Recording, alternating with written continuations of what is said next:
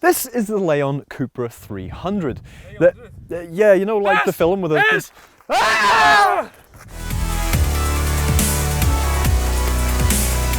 What do Red Bull, Blue Smarties, Crash Bandicoot and the Seat Leon Cupra 300 all have in common?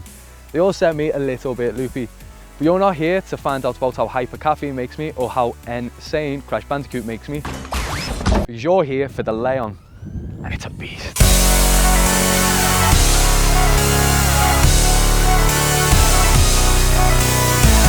With its newly tuned 300 horsepower engine and the option of all-wheel drive, which is only available in a state by the way, but we'll get back to that later, it's now more threatening to its rivals than ever before.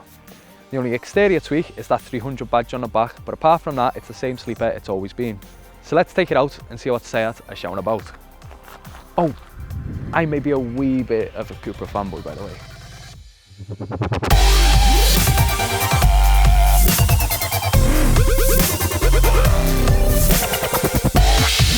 By today's standards, its specs don't have that real wow factor they once would have had. With a 0-62 at 5.9 seconds and a top speed of 155 mile an hour, something like the RS3 is going to make mincemeat within a quarter mile. But it's not all about speed. The Peugeot 205 GTI was a world beater, and its 0-60 was around 7.5 seconds, and it was half a ton lighter than the Cupra. I'm getting carried away now. The 205 GTI is an old car, I know this, but what I'm trying to say is facts and figures aren't the be all and end all. For me, it's about driver satisfaction. Can you sit behind the wheel and enjoy yourself on a country road or a track day? Yes, definitely. Earlier, I said this was a beast, and I meant it. Every time you put your foot down, it feels like the engine's going to rip itself out of the bonnet. Now in front of me is a 296 brake horsepower, 2-litre petrol unit, mated to the 6-speed gearbox, which for me feels a little bit too standard. It's not as empowering as some of its rivals. However, I would choose it over the automatic, purely just for that extra bit of control. The handling's a bit mental too. It's not that it's bad, it's just definitely going to need your 100% attention when you're on a country road like this. Now the chassis is pretty much perfect, along with the suspension that's got that little bit of softness, so when you're going round bends, you do get a little bit of body lean that makes them feel almost cinematic, like in an advert, and the roads are being moulded purely to show off the best angles of the car. In terms of grip, however, I can't lie. Two-wheel drive sometimes will struggle to deliver everything you're going to need.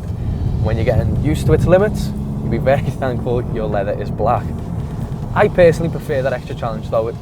Certain other cars, even in the VW group, are shooting so much power through their wheels, they're almost obliged to give you all-wheel drive. If you do prefer that extra safety though, you can get the Cupra in all-wheel drive. But like I said earlier, you can only get it on the estate. Why?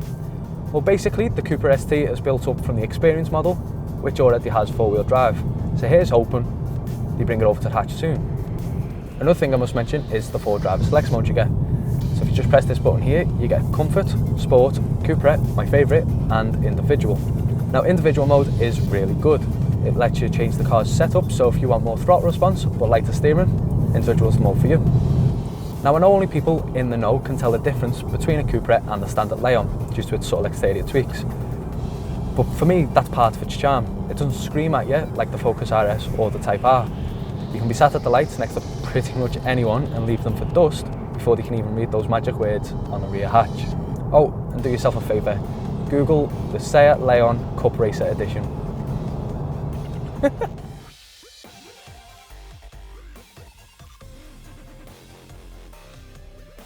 Just like in a standard Leon, you can still definitely tell you're in a VW group car.